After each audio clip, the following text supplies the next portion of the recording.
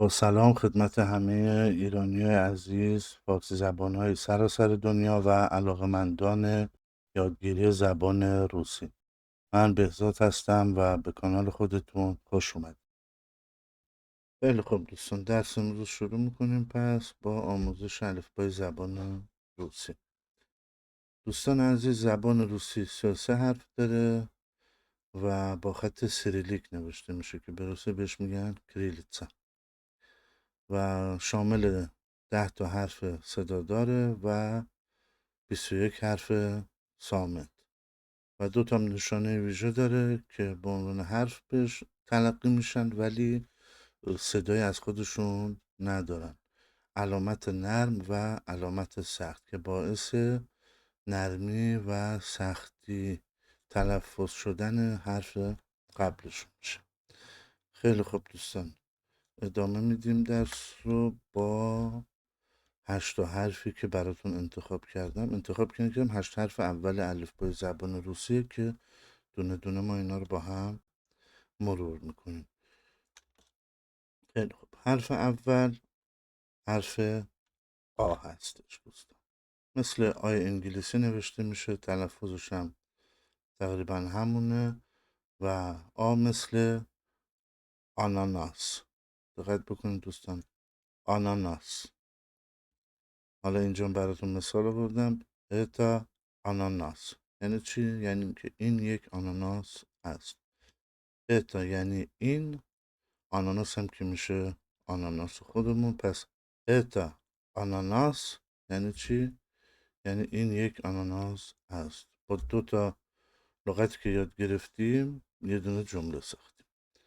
خیلی خوب، میریم حرف بعدی. حرف بعدی دوستان حرف ب هست، مثل بانان. بانان یعنی چی؟ موز. تا بانان یعنی این یک موز است. دقت کردین دوستان؟ میریم حرف بعدی. پس چی شد؟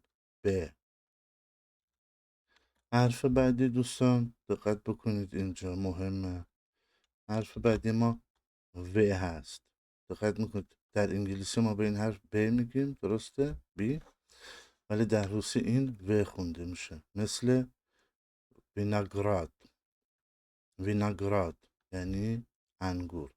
حالا بگید این یک انگور است، چی میشه؟ اتا ویناگراد. اتا ویناگراد. عالی، بریم حالا حرف بعدی. حرف بعدی ما دوستان گ هستش. گ. دقت کردید این حروف بزرگ نوشته میشه، کوچیکش هم به این صورت، مثل گروشا. گروشا. اتا گروشا یعنی این یک گلابی است. میریم حرف بعدی. حرف بعدی دوستان حرف د هستش. د. دقت فرمودید؟ حالا اینجوری هم می نویسنش، یعنی این که انگلیسی. دقت کردید این کوچیکشه، اینم بزرگشه. پس چی شد؟ کتابیش این میشه و نوشتاریش که می نویسن اغلب اینجوری می نویسن. د دوستان مثل دوم. دوم. دوم یعنی چی؟ یعنی خانه. اتا دوم یعنی این یک خانه است. میریم حرف بعدی. حرف بعدی ما دوستان یه هست، مثل ای انگلیسی نوشته میشه، دقت کردید؟ ولی یه خونده میشه، مثل یل. یل یعنی چی؟ کاج. اتا یل یعنی چی؟ این یک درخت کاج هست. اتا یل این یک درخت کاج است. میریم حرف بعدی. حرف بعدی دوستان مثل همون حرف قبلی نوشته میشه، با تفاوت این که بالاش 2 تا نقطه داره و این حرف ما یو هستش دوستان. دقت میفهمید؟ یو. یو. یوش. اتا یوش این یک جوجه تیغی است. حرف بعدی عزیزان ژ هستش. ما تو فارسی ژ رو نرم چیز میکنیم، ولی روسا روش یه خورده تکیه میکنن. ژ ژ یه خورده کلوفتر، شاید سختتر تلفظ میشه. حالا این ژ پایین چی میشه؟ ژوک ژوک. اتا ژوک یعنی چی؟ این یک سوسک است. خیلی خوب. پس ما این 8 حرف اول رو دوستان یاد گرفتیم. اوکی. حالا تکرار میکنیم با هم یه بار دیگه و میریم سراغ 8 حرف بعدی. آ، ب، و، گ، د، ی، یو، ژ ژ. اوکی دوستان، میریم بخش دوم و همونا 8 حرف بعدی که بعد یاد بگیریم.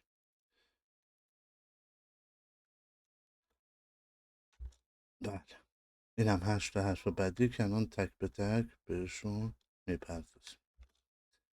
حرف ز. ز ز مثل زوند. زوند یعنی چتر. این چتر خیلی نیازتون میشه توی اوکراین یا روسیه یا کشور آلمان، جایی که زیاد بارون میاد، از این لغت زیاد استفاده میکنه.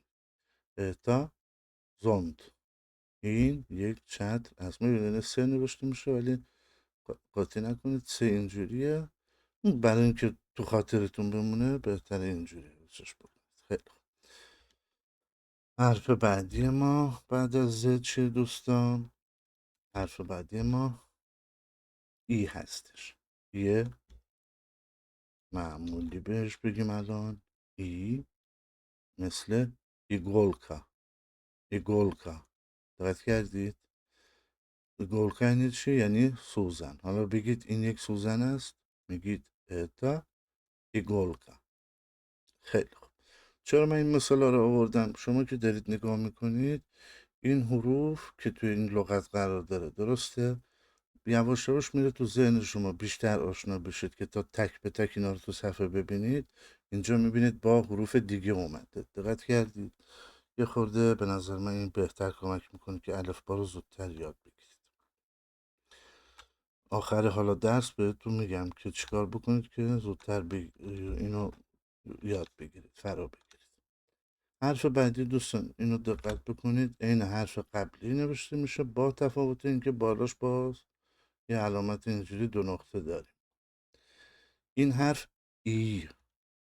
ای مثل اینجوری یا که ما میگیم. دقت کرد؟ حالا مثالشو میزنم راحت تره. ای مثل یوگورت. به این ای کراتکایا میگن توی روسیه. پس چی شد؟ ای مثل یوگورت.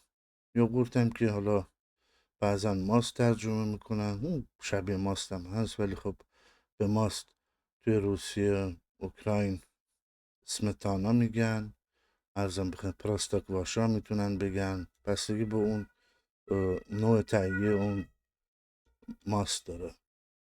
ولی اغلب که ما اینجا میریم مثلا خرید میکنیم، مثلا توی آلمان مینویسن یوگورت. دقت کردید؟ ولی توی روسیه مثلا توی اوکراین سمتانا. ارزم به خدمتتون پلاستیک باشه خیلی کمتر، اون یه جور دیگه. من کجا رفتم مثلا. خیلی خب میریم لغت حرف بعدی. حرف بعدی دوستان کا هستش. اینه که انگلیسی نوشته میشه کا، مثل کت. کت. کت یعنی چی دوستان؟ کت شلوار ها؟ نه. اتا کت یعنی این یک گربه است. خیلی خوب، مثل انگلیسی نوشتنش. میریم حرف بعدی. یه لغت حرف قشنگ هم هست نوشته شدنش.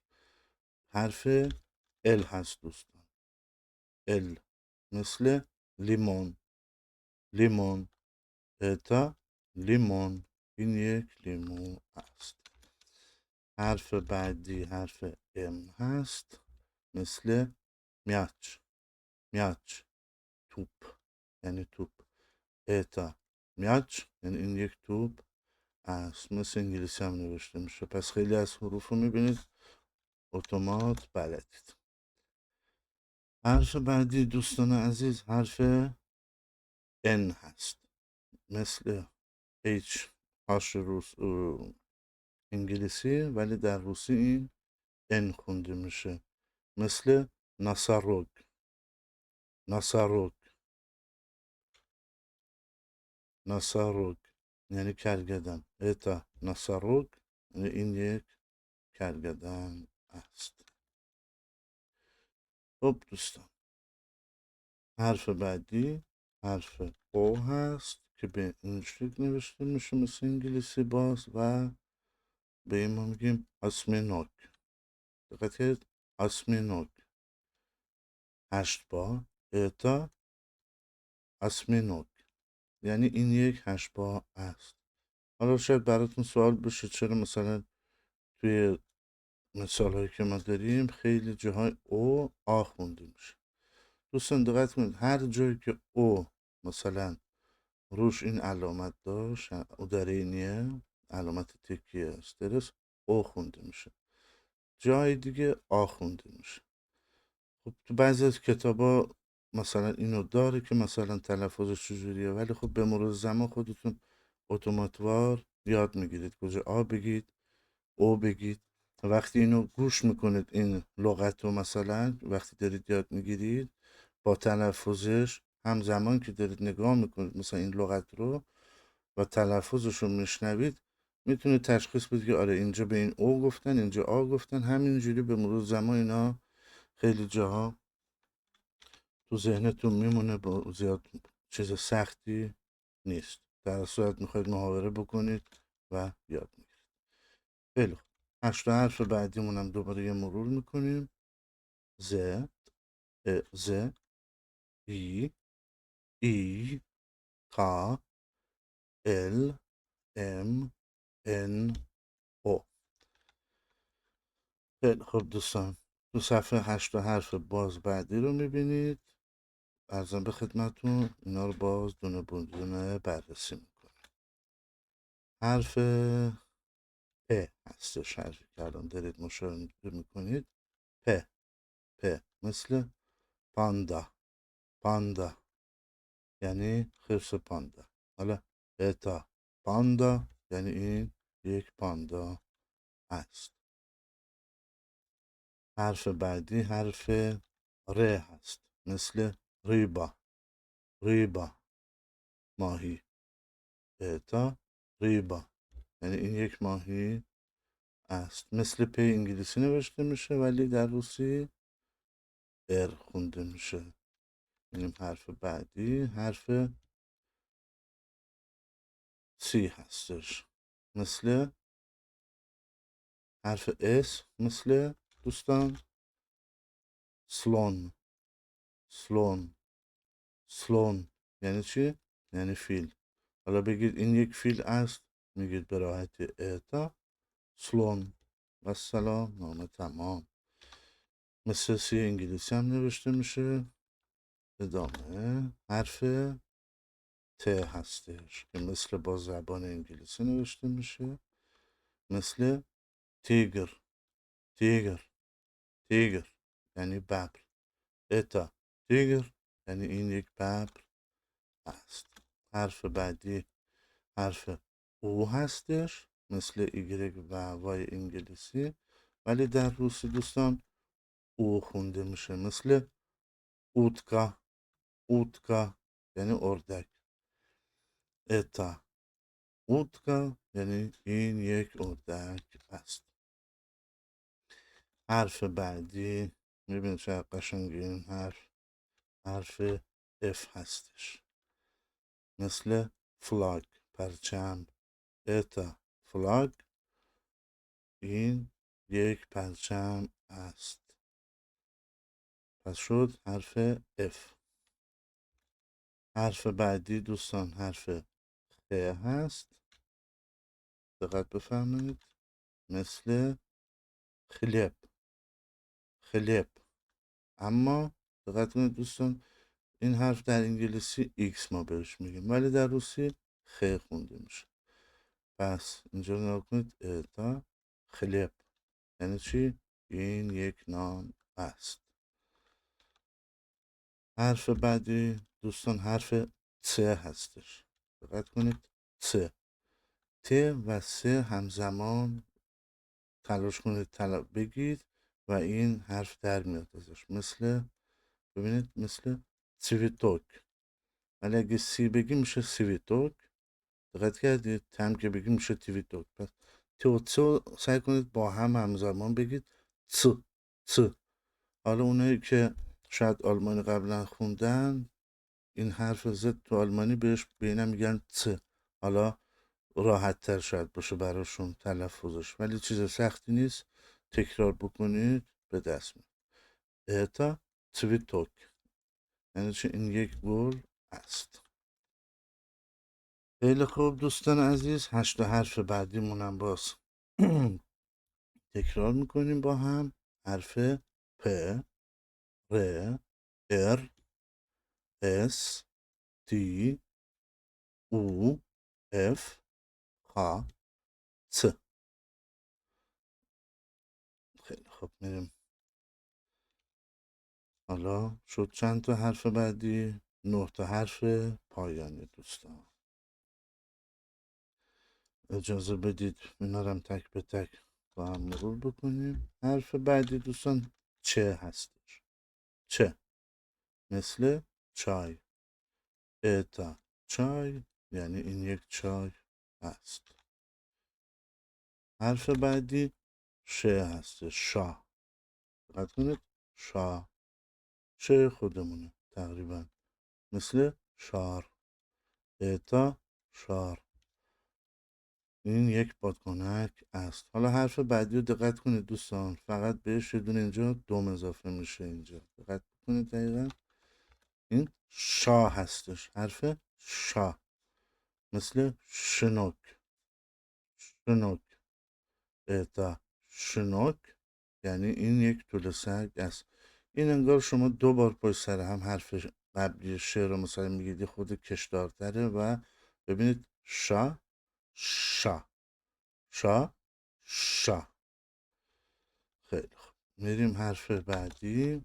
حرف بعدی ما دوستان حرف تیویوردیزناک هستش. ببینید اینجا توضیحش نمیشه، این خونده نمیشه. توضیحش رو بیاید اینجا ببینید.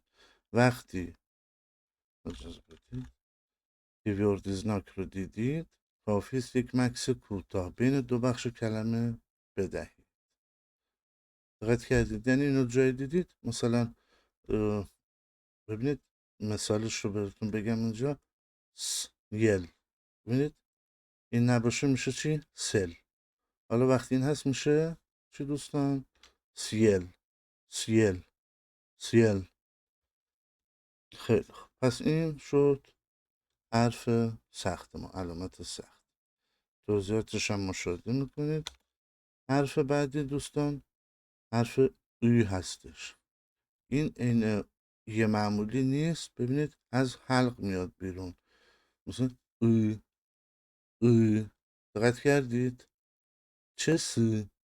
چه سی؟ هیچ وقت هم در ابتدای یک لغتی نمیاد، در وسط یا پایان میاد.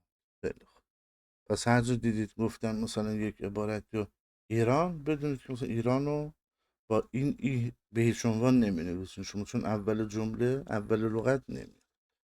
حرف بعدی که شبیه همون علامت سخت از تیویوردیزناک که همین چند لحظه پیش با هم بررسی کردیم، حرف میاخکیزناک هستش. Мягкий не обозначает звука, он показывает, что согласное перед ним читается мягко. دقت کردین دوستان؟ باعث نرم تلفظ شدن صامت قبل از خودش میشه. حرف صامت مثل موش یعنی، حالا اینجا دیگه ببخشید ترجمهش نبوده، میشه مثل موش. پس چی شد؟ میاکیزناک. اینجا ازش میاریم چی؟ موش آخر جمله اومده. اینجا میبینید اون حرف ای اومده، یعنی موش. حالا اگه یه معمولی باشه میشه چی؟ میش. دقت کردید؟ پس موش که تلفظا اینا یه خورده مهمه، ولی خب چون لغت خیلی شبیه به هم ندارن خیلی جاها مثلا میفهمن راحت، پس نگران این قضیه نباشید. خیلی خب دوستان، حرف بعدی ما حرف ا هست، مثل اخا.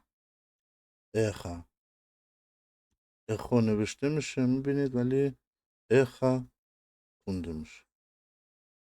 فارسیش هم میشه پژواک، صدایی که میره برمیگرده اخا. خیلی خب دوستان، میریم لغت حرف بعدی. حرف بعدی مثل حرف یو هستش دوستان. یو مثل یولا. یولا فرفره. اتا یولا، این یک فرفره هست. حرف بعدی و حرف پایانی ما دوستان حرف یا هستش. یا به تنهایی خودش یه معنی داره. دقت کنید دوستان، یعنی من. حالا اتا یابلاکا، میبینید دوستان این علامت رو اگه داشت میشد یابلوکا، بخونیدش یابلاکا، یعنی چی؟ اتا یابلاکا، این یک سیب است، مثل بره برعکس انگلیسی. خیلی خوب دوستان، از اینکه همراه بودید با من خیلی ممنون. امیدوارم که بتونید خیلی زود الفبا رو یاد بگیرید، چون این خیلی مهمه برای اینکه کسایی که شروع میکنن یادگیری زبان، یکی از مهمترین چیزا اینه که الفباش رو شما یاد بگیرید که بتونید لغات رو بخونید. شنیدن خوبه البته، اما وقتی شما هم میشنوید هم میخونید همزمان، هم اینو درک میکنید، خب طبیعتا هم لغات رو بهتر میتونید حفظ بکنید و راحت تر میشه براتون در آینده که یه لغتی هم میخواید بگید باهاش مشکل پیدا نکنید. کجا مثلا ما باید ادرینیه بذاریم، حالا بعدا بهتون میگم اینو، کجا روش تکیه بکنیم، کشیده در صدا رو بخونیم. دقت کردید؟ ببینید، بشنوید عزیزان من و بخونید، خیلی کمک میکنه. خب حالا ما چیکار میکنیم پس دوستان عزیز من؟ حالا ما این 9 حرف آخرم با هم یه بار مرور میکنیم و تموم میشه درس. پس شد حرف چه، شا، شا، تیویوردیزناک، میاخگیزناک، اوی ببخشید ای میاخگیزناک، ا مثل استونیا مثلا کشور، یو، ا، یو و یا. خیلی خوب. از اینکه با من همراه بودید ممنون. امیدوارم که خوشتون اومده باشه از این درس. تا درس‌های بعدی به خدا میسپارم.